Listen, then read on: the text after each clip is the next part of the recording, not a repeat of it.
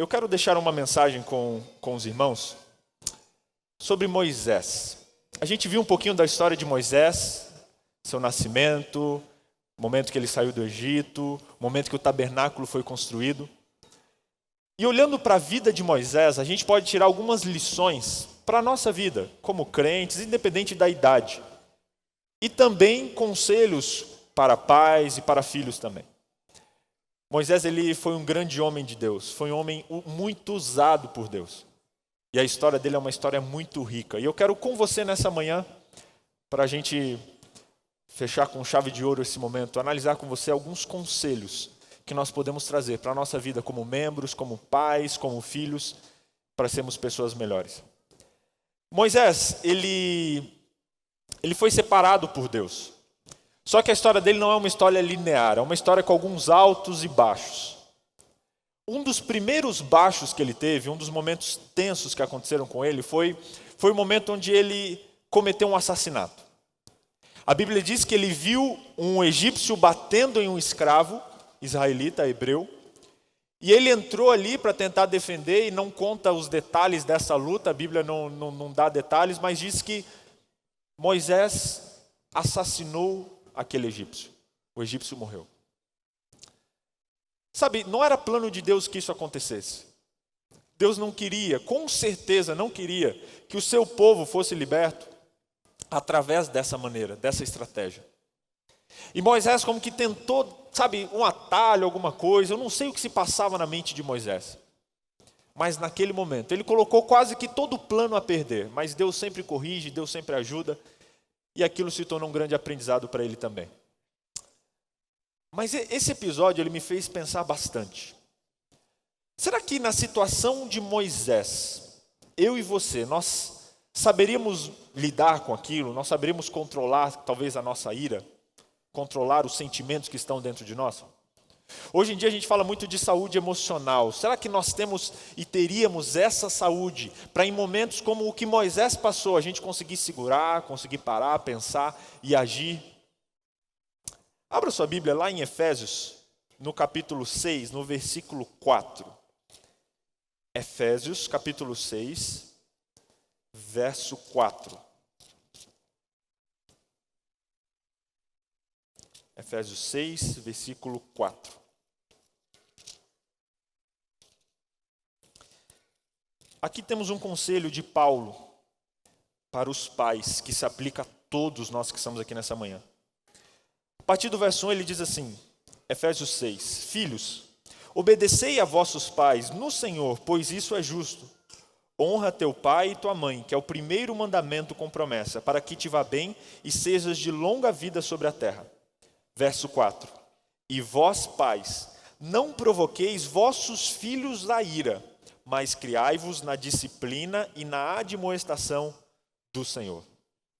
Esse último verso me chama muita atenção. Como pais, eu não sou pai ainda, logo serei. A Dani está esperando um bebê. Brincadeira. Não pode brincar com essas coisas, né? Não, a gente está se planejando aí e tal, talvez ano que vem. Mas a gente fala muito dos versos que nos competem. Às vezes o pai olha para o filho e fala, filho, a Bíblia diz, honra teu pai e tua mãe. E às vezes a gente usa até esse verso para poder os filhos nos obedecerem. Mas esse último verso ele está falando diretamente aos pais e a todos nós. Ele fala o seguinte, olha, não provoqueis a ira nos vossos filhos. O que quer dizer isso? Essa questão de ira é um pouco complicado para a gente entender. Mas teve um autor de um livro, inclusive quem tiver e tiver acesso, chama Vida Familiar Transformada pela Graça. É um livro que não tem mais à venda, mas você pode encontrar em algum sebo, Vida Familiar Transformada pela Graça. Achei muito interessante a perspectiva que ele trouxe de um estudo desse verso. Não estou ganhando nada para esse mexão.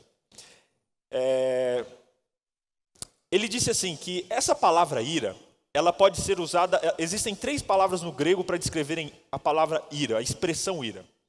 A primeira é uma palavra chamada perigismos. Quando aparece na Bíblia ira, a gente traduz por ira, mas você pode olhar a palavra que deu origem.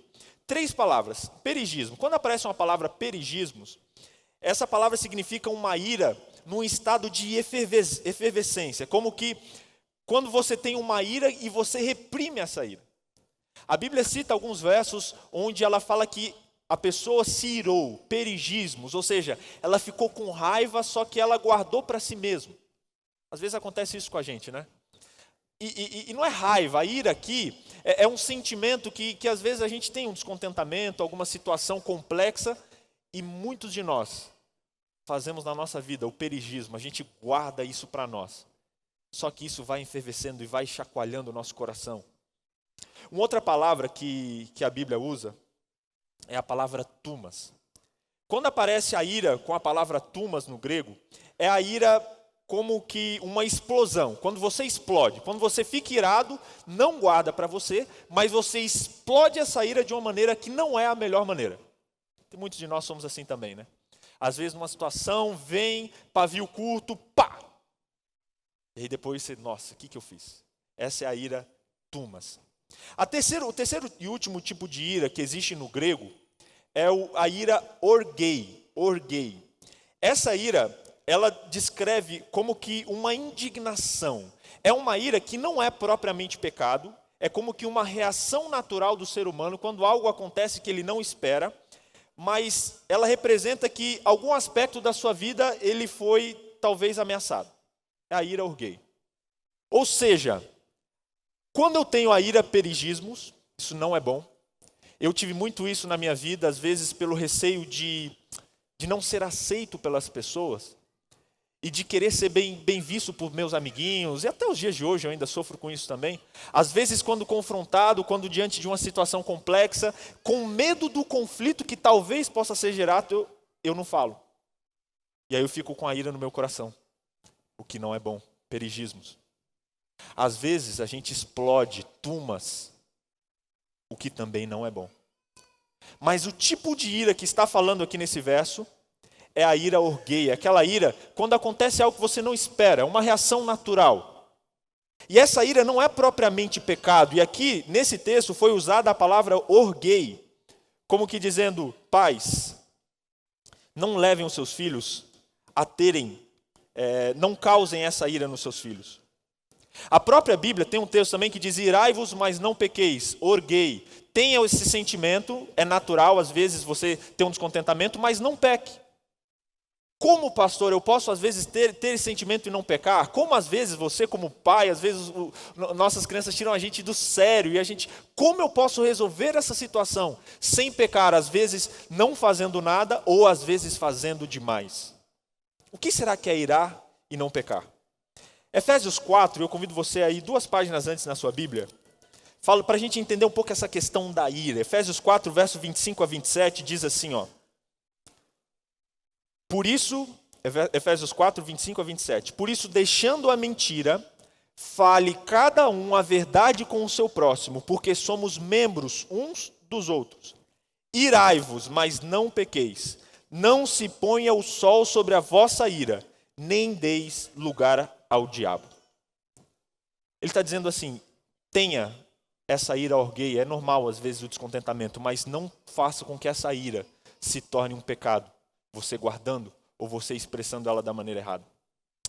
O verso anterior, ele ajuda a gente a entender um pouquinho melhor sobre isso. E, gente, abre o seu ouvido agora, porque esse é um dos conselhos que, se a gente colocar em prática, resolve mais a metade dos conflitos que a gente tem na igreja, em casa, na família, no trabalho.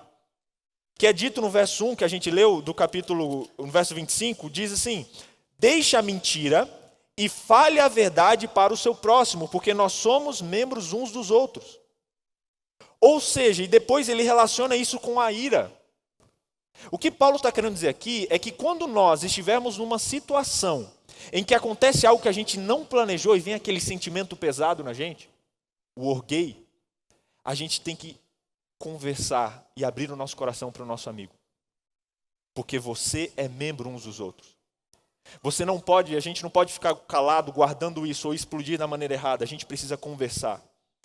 A gente precisa deixar a mentira. E esse mentira é muito forte, porque quando a gente tem um sentimento desses e a gente não busca resolver, nós estamos mentindo para com o nosso próximo. Olha que pesada essa expressão.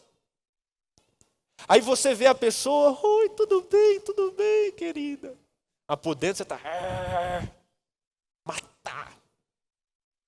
Porque você não resolveu. Moisés tinha um temperamento forte, um temperamento desses, e provavelmente foi esse sentimento que ele deu vazão da maneira errada que fez com que a vida dele tivesse que passar por um caminho mais longo. E sabe, queridos, isso se aplica na nossa vida. A gente precisa expressar a nossa ira com o nosso próximo de uma maneira certa. A gente é membro uns dos outros, a gente precisa, aconteceu algo errado na sua casa, na sua família, no seu trabalho. Peça ao Espírito Santo sabedoria e fala: Espírito, eu vou conversar com meu irmão. Eu sou parte desse corpo também. Converse com ele. Abra o seu coração, dê ao seu irmão a chance de crescer. Dê ao seu filho a chance de se desenvolver com aquele feedback. É difícil, às vezes, ter esse papo, essa conversa, mas a Bíblia diz que quando a gente não faz isso, nós estamos pecando e dando lugar ao diabo. A gente precisa expressar os nossos sentimentos, conversar, resolver os conflitos e não ficar guardando, porque quando fazemos isso, nós estamos em pecado e nós estamos dando lugar ao diabo para que ele haja na nossa vida e através da nossa vida também. Pastor, mas o que isso tem a ver com crianças que a gente está falando hoje? Isso se aplica a nós adultos, e essa lição eu queria que todos nós levássemos no nosso coração, mas isso se aplica aos nossos filhos também. Porque quando a Bíblia diz para não provocar a ira nos nossos filhos, não faça com que seus filhos se irem, ela não está dizendo para você deixar que eles fiquem ali enclausurados e aquele famoso engole o choro, menino, fica quieto. Mas ela está dizendo: pais, educadores, ensinem os seus filhos a expressarem os sentimentos deles da maneira correta. Sabe, às vezes quando a gente trata com as crianças e com filhos, e eu trabalhei em escola há alguns anos, nesses momentos onde a gente vê esse sentimento acontecendo, a gente geralmente bate o pé. E muitas vezes a gente não perde sabedoria do Espírito Santo. E um sentimento que é normal ou gay, ele se torna às vezes um perigismos ou um tumas. Converse com seus filhos. Coloque limites para eles. Mas faça com que a sua casa seja um ambiente seguro, onde vocês possam conversar, onde possa desenvolver um relacionamento a ponto de que os conflitos sejam resolvidos. Vamos fazer com que a igreja seja esse ambiente também, um ambiente seguro, onde a gente possa conversar, possa se abrir, onde as pessoas se sentem à vontade, porque se eu falhar com meu irmão, eu posso conversar com ele, a gente pode resolver. A primeira lição da vida de Moisés, que eu queria trazer para nós hoje, baseado em Efésios, é que a gente cuide com os nossos sentimentos. Cuide com os seus sentimentos, não dê lugar ao pecado, não dê lugar ao diabo, não dê lugar à fofoca. Converse, peça que o Espírito Santo te ajude a resolver a situação. E nas nossas casas, principalmente, que quando estivermos naqueles momentos, o calor da emoção, que o Espírito Santo seja enviado para cada uma das famílias que aqui está, e nós possamos desenvolver um relacionamento, um ambiente seguro, ensinando os nossos filhos a expressarem os seus sentimentos de maneira correta. Um segundo ponto interessante da história de Moisés é que Moisés foi criado para amar a Deus. Lá em Efésios, no capítulo 6, no texto que a gente leu, quando a gente viu aqui, olha, o verso 4, não provoque vossos filhos a ira, ele termina com um conselho. Paulo diz: mas criai-os na disciplina e na admoestação do Senhor. Às vezes a gente olha só a disciplina, a admoestação e fala: não, tá vendo aqui, ó, aqui é disciplina, aqui é do conselho do Senhor. Só que a gente esquece que o verbo desse verso está na palavra criar. Sabe, nós precisamos criar as nossas crianças. Hoje nós estamos em um mundo onde a gente tem terceirizado muitas coisas, mas algo que a gente não pode terceirizar é a educação dos nossos pequenos. Nós precisamos criá-los. Moisés se tornou o grande homem que ele se tornou, em grande parte pela influência de sua mãe Joquebede, que passou os primeiros anos ensinando ele nos caminhos do Senhor. O verso diz: criai na disciplina e na admoestação do Senhor. Crie seus filhos. Dedique tempo a eles, sabe? Passe tempo e leve eles a estar diante do Senhor. Desenvolva senso de identidade. Aqui é mais uma questão que se aplica a todas as idades, que é a questão de identidade. Queridos, quantas decisões erradas a gente toma porque nós não temos consciência de quem nós somos. E não estou falando apenas de descoberta, de poxa, o que eu gosto, o que eu faço, mas é de onde eu vim. Eu sou filho de Deus, eu sou amado de Deus, Deus me ama, Deus ama você. Quantas escolhas a gente faz, a gente toma, buscando a aprovação dos outros, buscando um amor que nós já recebemos de Deus.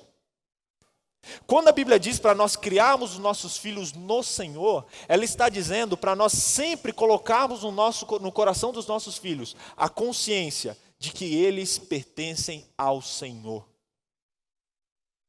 Todos os dias deve ser dito para as nossas crianças: filho, filha, você é filho de Deus. Você é um filhinho de Deus. Eu sou seu segundo pai, sou a sua segunda mãe, mas o seu pai original, a sua mãe original, se eu posso dizer assim, é Deus que está no céu. Deus desenvolveu você, Deus colocou você aqui na barriga da mamãe, Deus deu os dons, as capacidades que você tem, e a gente precisa colocar isso nas mentes das nossas crianças. Televisão diz, você é isso, as músicas dizem, você é aquilo, mas e nós? Quem nós estamos dizendo que as nossas crianças são? Criai os seus filhos, criai as vossas crianças na admoestação do Senhor. Todos os dias lembre seus filhos, você é filho de Deus. Sempre que acontecer alguma coisa, alguma dificuldade, ou talvez ele chegar em casa porque sofreu um bullying na escola, alguma dificuldade, lembre sua criança, filho. As pessoas às vezes podem não reconhecer o valor, mas Deus reconhece o seu valor. Você é filho, você é filha de Deus. Lembre isso todos os dias, porque se eles crescerem com esse senso de identidade, grande parte das cabeçadas que eu e você damos na vida, eles não vão dar.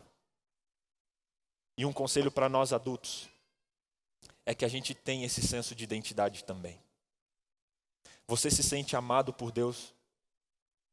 Você se sente um filho de Deus? Você, será que foi criado com a consciência de que você pertence ao Senhor? Se talvez isso não aconteceu, nunca é tarde para a gente pedir que Deus opere esse milagre na nossa vida. A gente precisa ensinar as nossas crianças sobre Deus, ensinar sobre a graça de Deus, guiar as nossas crianças no caminho do Senhor. E isso é algo que acontece do lado de fora para dentro também. A gente precisa colocar limites, corrigir, especialmente nos primeiros anos, mas a gente precisa trabalhar de dentro para fora. Às vezes eu vejo nós trabalhando com as nossas crianças no lado da conduta, o que também é importante, mas muitas vezes a gente se esquece da consciência.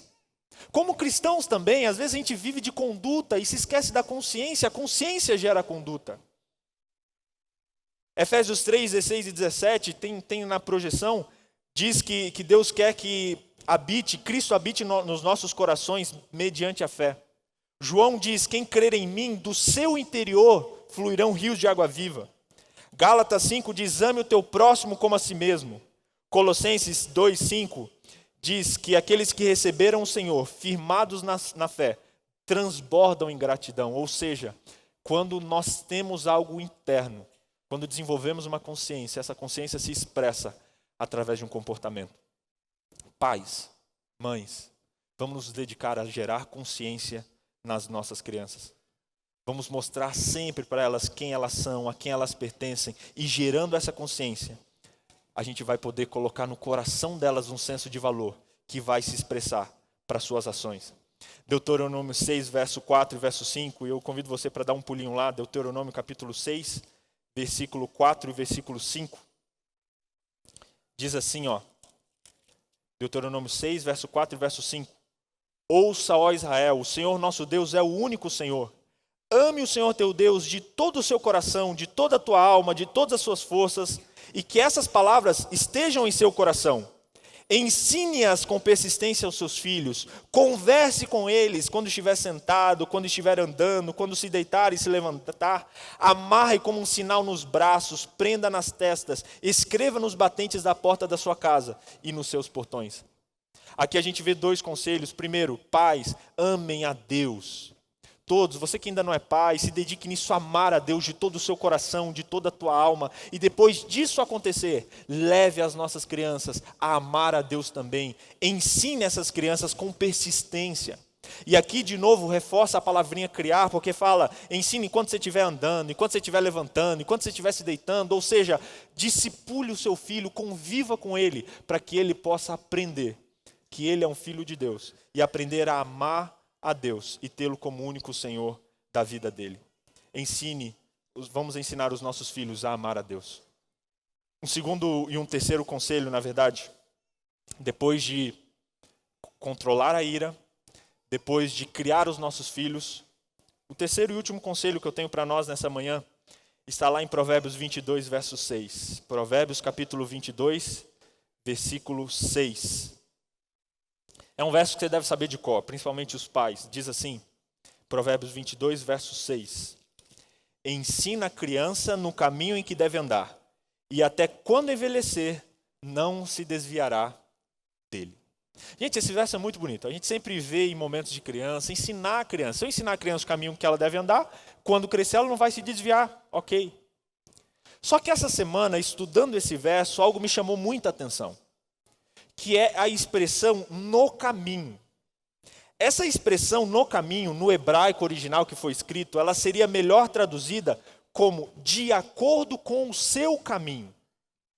Ou seja, esse verso não é só ensina a criança o caminho qualquer, ensina a criança o caminho que você tem, ensina a criança o caminho que você quer. Não, aqui está dizendo, ensina a criança a andar no seu próprio caminho. E quando ela crescer, ela não vai se desviar dele. Pastor, o que isso quer dizer? Quer dizer que tem que falar, vai lá filho, faz o que você quiser? Não. Mas sabe o que quer dizer? Volta mais uma vez na questão de identidade. Todos nós nascemos com dons que Deus nos concedeu, com características únicas. E muitas vezes nós, como adultos, corremos o perigo de querer imprimir nas nossas crianças aquilo que nós queríamos ser, ou aquilo que nós achamos que é o melhor. Não, filho, você tem que ter esse dom, porque eu tenho esse dom. E às vezes a gente não se pergunta, Deus, qual foi os dons que você deu para o meu filho? Quais são as características que ele possui? Qual é o caminho dele para que eu possa guiá-lo no caminho que o Senhor Deus desenhou para as nossas crianças? Ensine a criança a andar no seu caminho, no caminho que Deus desenhou para ela, a desenvolver os dons que Deus colocou na vida dela, a desenvolver o plano que Deus tem para a vida dela. E ela vai crescer com esse senso. E quando ela se tornar adulta, ela vai viver para o propósito com o qual Deus a criou e Deus a colocou nesse mundo. A gente precisa criar os nossos filhos nessa perspectiva. A gente precisa viver nessa perspectiva. Quantos de nós adultos também, a gente não vive talvez na sombra da expectativa dos pais que colocaram a gente quando a gente era criança. Às vezes a gente vive na expectativa da igreja, o que a igreja espera de mim, e a gente não se pergunta a Deus, o que você espera de mim? O que você quer de mim? Aonde você quer que eu atue na tua igreja? Ensine a criança a andar no seu caminho. E quando ela for grande, ela não vai se desviar dele. Moisés tinha uma missão. Moisés tinha um propósito. Ele foi educado para esse propósito. E quando chegou a hora certa, ele cumpriu o propósito para o qual ele foi criado. Cuide com a ira. Crie os seus filhos como filhos do Senhor. E crie essa identidade neles. E eduque os filhos no caminho que Deus criou para eles. Sabe, gente? Hoje a gente vive num mundo onde as crianças e a nova geração, a gente tem estado um pouco assustado. Você vê na televisão, cada dia um negócio diferente, você vê os programas, você vê quanto acesso eles têm a informações que às vezes a gente não tinha em gerações anteriores. A gente vê polêmicas, crianças se envolvendo em situações que a gente fala, o que está acontecendo com o nosso mundo? E como igreja, muitas vezes a gente não percebe o que é a nossa família e o que nós como igreja podemos fazer. Tem uma pesquisa, eu queria que se possível colocasse na tela os últimos slides, que me chamou muita atenção. Olha só, uma pesquisa que foi feita nos Estados Unidos que disse assim, a probabilidade de aceitar a Jesus de 5 a 12 anos de idade é de 32%. 13 a 18, 4%, 19 anos ou mais, 6%. Quanto mais velho vai ficando, mais difícil às vezes se torna dele aceitar Jesus. E o que acontece muitas vezes que a gente, como igreja, como família, nos primeiros anos a gente, não, está tranquilo, não passa tempo, não dedica atenção. Depois na adolescência a gente opa, o que está acontecendo? E na juventude às vezes a gente se preocupa porque as coisas não estão indo como a gente imaginou. Tem um estudo que foi feito no Brasil com 5.000 participantes, Pernambuco, em vários estados, e disse assim, a conversão por idade no Brasil, 19% se converteram dos 4 aos 10 anos, 32% dos 11 aos 17, 22 dos 25 em diante, 25 dos 18 aos 24, ou seja, o melhor momento onde as pessoas se convertem é na infância, dos 4 aos 17 anos. E às vezes a gente deixa essa fase e a gente não se preocupa muito. Queridos, vamos dar atenção para criar nossos filhos nos caminhos do Senhor. Um outro dado que me chamou a atenção é esse aqui, que diz assim, olha, o agente evangelizador. Na infância, os pais, eles têm uma influência de evangelizar, de levar Jesus para as crianças, de 67%. Queridos, isso não é papel da escola, nem mesmo da igreja. É papel de casa. Na infância, 67%. Pais, vamos aproveitar esse momento, aproveite essa oportunidade. Entre e coloque Deus no coração das crianças. Os amigos têm influência de 23%. E outros 9%. Na adolescência, a influência dos pais vai caindo, 48%. Os amigos vão crescendo, 39%, se eu não me engano. E na juventude, 35%. E a influência dos amigos bem maior. Pais, ensinem as crianças no caminho que elas devam dar. Eu não sei se tem mais algum dado. Tem mais um? Qual foi o maior fator de influência na evangelização das pessoas, especialmente das crianças? 42% a casa, 23% a igreja, 17% a escola e 16% outros lugares. O que nós temos feito com as nossas famílias e com as nossas crianças? Tem mais um dado? Faixa etária por evangelização. Quando as crianças têm de 4 a 10 anos, nós temos acesso a elas, o coraçãozinho está aberto, é hora de você falar, aconselhar, conversar, colocar identidade nela. 11 a 17 anos é a vivência, ela começa a viver aquilo que ela já aprendeu. E dos 18 aos 24 é apenas o resultado. Às vezes a gente, como igreja e como família, negligenciamos todos esses 2 primeiros períodos e no último período a gente se desespera. O que está acontecendo com nossos jovens? Quando na verdade precisaríamos ter voltado lá atrás e cuidado das nossas crianças. Queridos, eu quero deixar essas 2 lições para nós hoje. Todo esse programa e tudo isso aqui que foi preparado por muitas pessoas, e aproveito e agradeço cada um. O cenário, todas as pessoas que cantaram, as crianças, os pais que vieram mais cedo, tudo que foi feito. Deus seja louvado por isso.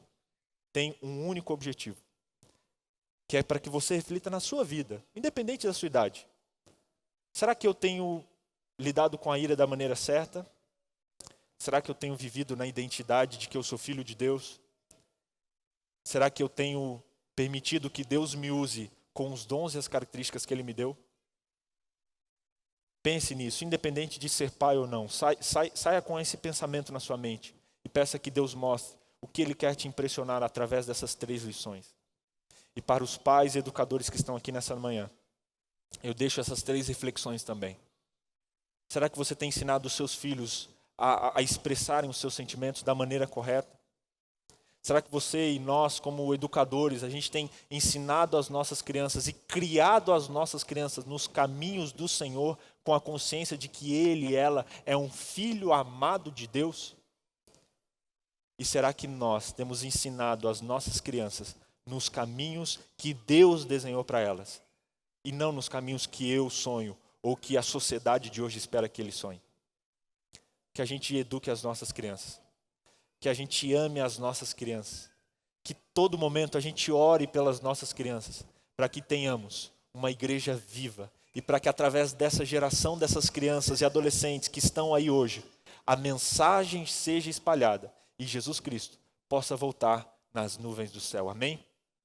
Feche seus olhos, eu quero fazer uma oração com você. Querido Deus, muito obrigado por tudo que nós tivemos aqui hoje. Obrigado pela vida de cada uma dessas crianças, desses adolescentes lindos que cantaram ou que participaram na recepção, em cada um dos momentos dessa igreja. Nós, como igreja, Deus, entregamos a vida de cada um deles em Tuas mãos.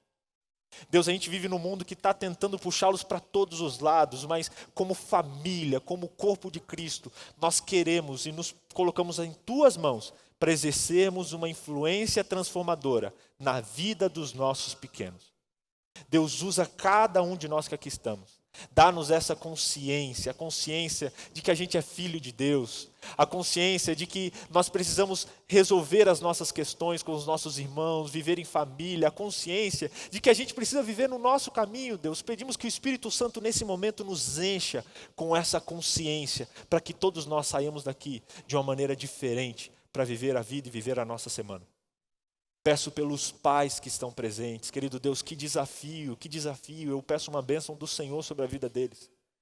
Peço por aqueles pais que dedicaram seus filhos aqui nessa manhã, Deus, conduze eles nos caminhos do Senhor e ajuda eles a terem sabedoria na educação dos seus filhos. Peço por cada pai, cada mãe que está nesse lugar, que está nos assistindo, que eles possam ser tocados por Ti e que o Espírito Santo conceda sabedoria para que eles criem as nossas crianças nos caminhos do Senhor.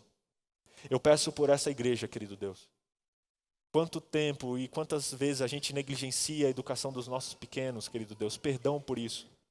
Ajuda-nos a, como igreja, amar, cuidar e se preocupar para que essa geração de crianças e adolescentes possa ter uma vida totalmente transformada por Ti. Usa-nos como instrumentos. É o que nós pedimos nessa manhã.